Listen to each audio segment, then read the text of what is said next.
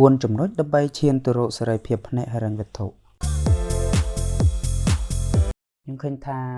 ណាក៏មានសេចក្តីប្រាថ្នាចង់បានសេរីភាពផ្នែកហិរញ្ញវត្ថុដែរគ្រាន់តែការដែលមានការចង់បានឬក៏ការចង់សម្រេចនូវសេរីភាពហិរញ្ញវត្ថុរបស់មនុស្សយើងម្នាក់ៗគឺមិនដូចគ្នាទេសម្រាប់អ្នកខ្លះសេរីភាពហិរញ្ញវត្ថុរបស់គាត់គឺមានន័យថាទាល់តែគាត់មានលើសលប់ឬក៏ខ្លាយទៅជាអ្នកមានមហាសេដ្ឋីទើបអាចហៅថាសេរីភាពផ្នែកហិរញ្ញវត្ថុចំណែកមួយចំនួនទៀតឬក៏សម្រាប់ខ្ញុំទៅគឺថាសេរីភាពផ្នែកហិរញ្ញវត្ថុគឺការដែលយើងមានលុយសម្រាប់ចំណាយគ្រប់គ្រាន់នៅក្នុងតម្រូវការចាំបាច់របស់យើងដោយមិនចាំបាច់មកស្មានបញ្ហារឿងលុយកាក់ហើយការដែលយើងមិនចាំបាច់ធ្វើការងារណាដែលមិនមែនជាចំណង់ចំណូលចិត្តដើម្បីតែលុយតទៅទៀតទេគឺយើងអាចមានលទ្ធភាពក្នុងការធ្វើអ្វីដែលយើងចង់ធ្វើមានលទ្ធភាពក្នុងការទិញអ្វីដែលយើងចង់ទិញគឺជាសេរីភាពផ្នែកហិរញ្ញវត្ថុទៅហើយសម្រាប់មនុស្សយើងដូច្នេះហើយថ្ងៃនេះខ្ញុំសូមលើកយក4ចំណុចដើម្បីឈានទៅរកសេរីភាពផ្នែកហិរញ្ញវត្ថុមិនមែនមានន័យថាធ្វើតាមតែ4ចំណុចនេះយើងអាចមានសេរីភាពផ្នែកហិរញ្ញវត្ថុនោះទេគឺវាមានចំណុចផ្សេ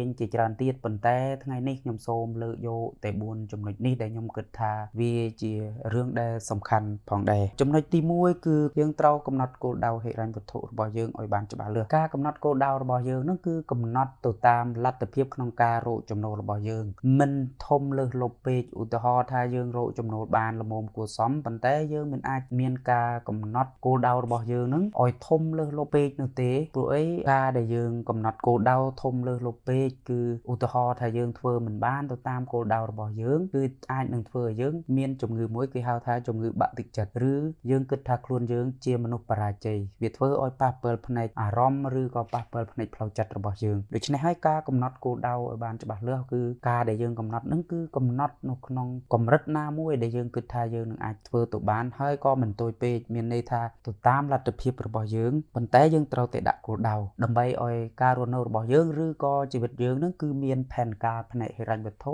ដើរទន្ទឹមគ្នានឹងជីវិតរស់នៅប្រចាំថ្ងៃរបស់យើងចំណុចទី2ហ្នឹងគឺរកចំណូលបន្ថែមក្រៅតែពីការងារប្រចាំឬក៏ចំណូលប្រចាំរបស់យើងជាការពិតណាការដែលយើងរកចំណូលបន្ថែមគឺជាជម្រើសមួយល្អក្នុងការបង្កើនចំណូលរបស់យើងព្រោះអីការដែលយើងធ្វើការគឺយើងមានកំណត់ម៉ោងហើយនឹងមានពេលវេលាច្បាស់លាស់បើសិនជាយើងធ្វើការជាបុគ្គលិកហើយមួយទៀតមិនថាតែយើងធ្វើការជាបុគ្គលិកគេឬមួយយើងប្រកបអាជីវកម្មនោះទេបើសិនជាអាចយើងគួរតែរកចំណូលបន្ថែមក្រៅពីការងារប្រចាំរបស់យើងចំណូលបន្ថែមហ្នឹងយើងគួរតែធ្វើអ្វីដែលមិនប៉ះពាល់ទៅដល់ការងារប្រចាំឧទាហរណ៍ថាយើងមានជំនាញភាសាអង់គ្លេសយើងអាចបង្រៀនភាសាអង់គ្លេសបានដូច្នេះហើយក្រៅពីតែការងារប្រចាំរបស់យើងគួរតែមានអាចថាជា course បង្រៀនភាសាអង់គ្លេសអនឡាញឬមួយក៏យើងអាចគេហៅថាទៅបង្រៀននៅតាមសាលាឯកជនក្រៅតែពីម៉ោងធ្វើការងាររបស់យើងឧទាហរណ៍យើងធ្វើការថ្ងៃច័ន្ទដល់ថ្ងៃសុក្រអញ្ចឹងថ្ងៃសៅរ៍អាទិត្យយើងអាចទៅបង្រៀនភាសាអង់គ្លេសតាមសាលាឯកជនបានដើម្បីបង្កើនចំណូលបន្ថែមរបស់យើងឬមួយក៏យើងមានជំនាញអ្វីពិសេសផ្លែកផ្សេងក្រៅពីហ្នឹងយើងអាចគិតមើលថាតើយើងអាចមានវិធីណាដើម្បីរកចំណូលបន្ថែមដោយពឹងផ្អែកទៅលើសមត្ថភាពរបស់យើងចំណុចទី3គឺការកាត់បន្ថយចំណាយការដែលយើងចំណាយគឺជាប្រភពដែលធ្វើឲ្យប្រាក់របស់យើងឬក៏ចំណូលរបស់យើងហ្នឹងហូរចេញដោយមិនដឹងខ្លួនការដែលយើងចំណាយហ្នឹងគឺមានន័យថាការដែលយើងចំណាយដោយ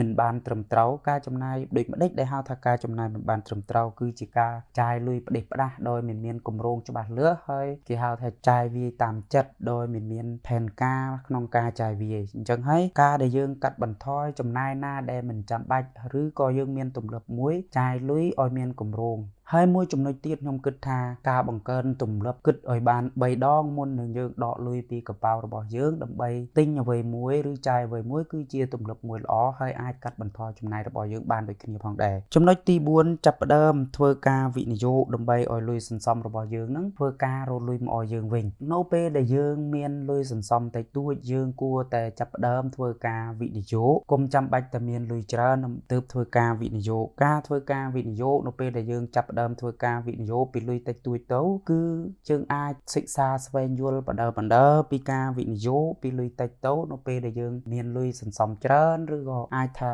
វានឹងបង្កើនទម្លាប់នៅពេលខាងមុខដើម្បីឲ្យយើងនឹងបង្កើនចំណូលបានដូចគ្នាផងដែរហើយសួរថាតើមានលុយសន្សំតិចតួចគួរវិនិយោគអ្វីទៅអញ្ចឹងខ្ញុំសូមណែនាំការវិនិយោគទៅលើភាគហ៊ុនគឺជាជម្រើសមួយល្អផងដែរដើម្បីទោះបីជាយើងមានលុយតិចក្តីច្រើនក្តីគឺអាចធ្វើការវិនិយោគបានដូចគ្នាផងដែរ ហើយវាមានភាពងាយស្រួលមែនទែនសម្រាប់យើងបើអ្នកទាំងអស់គ្នាមានចង្អល់ទាក់ទងជាមួយនឹងការវិនិយោគភាគហ៊ុនអាចចូលទៅមើលវីដេអូចាស់ៗរបស់ខ្ញុំបានដើម្បីធ្វើការវិនិយោគភាគហ៊ុនបានហើយការដែលយើងធ្វើការវិនិយោគភាគហ៊ុនក៏អាចថាយកលុយសន្សំរបស់យើងនឹងឲ្យវាធ្វើការឲ្យយើងដូចគ្នាផងដែរព្រោះអីនៅក្នុងផ្សារភាគហ៊ុនយើងនឹងទទួលបានអត្ថប្រយោជន៍ដូចជាទទួលបានភាគលាភឬមួយក៏បើសិនជាយើងមានជំនាញច្បាស់លាស់អាចថាទិញដើម្បីបានគេហៅថាចំណេញនៅតម្លៃគេហៅថានៅពេលដែលយើងទិញតម្លៃទាបហើយលក់នៅក្នុងតម្លៃថ្លៃគឺយើងបានផលចំណេញពីការវិនិយោគបានដូចគ្នាផងដែរប៉ុន្តែការវិនិយោគទាមទារឲ្យយើងធ្វើការសិក្សារៀនសូត្រនិងស្វែងយល់ឲ្យបានច្បាស់លាស់មុននឹងធ្វើការវិនិយោគព្រោះអី